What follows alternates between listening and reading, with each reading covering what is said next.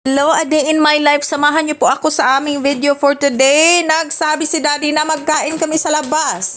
So, wala talaga akong luto.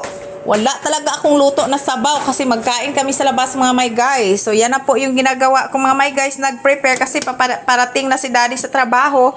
Tapos, andoon na kami sa restaurant. So, ang gwapo ng asawa ko. I love you, Han.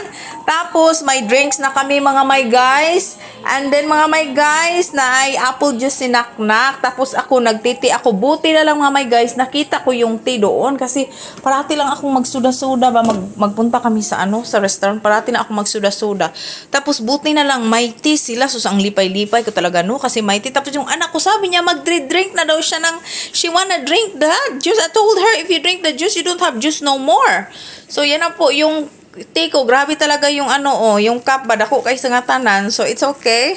But anyway, love the tea mga my guys. So different yun talaga pag you drink a tea while you eat, you drink a hot water or anything Mga hot sus my goodness, lami jud siya, lahi ra gid sa soda kay mag-bloated at tiyan.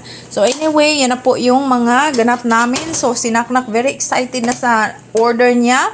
Nag-order lang po ako sa kanya pero pinapakain ko siya bago kami magpunta sa restaurant. Pinapakain ko talaga siya ng Asian food, Filipino food mga my guys kasi yan po yung healthy. So magkakain siya sa restaurant, at least nakakain na siya sa ating pagkain, Ganyan talaga yung mama niya. Grabe talaga very protective sa kanyang pagkain. At least nakakain siya ng healthy. Tapos andyan na ang aming order, dumating na, yan po yung order ko, mais at saka isda lang mga my guys. Uy, tapos yung kadadi, yan po yun, yung pagkain nila, grabe the best yan sa kanila. Pero pag tayong mga Pilipino, iba yung mga pagkain natin, mas lami talaga ang atin pagluto. So it's okay naman. Tapos yan, may salad ako, yun po yung mga side ko, mais at saka salad, pero grabe nabusog na talaga ako. Thank you for watching!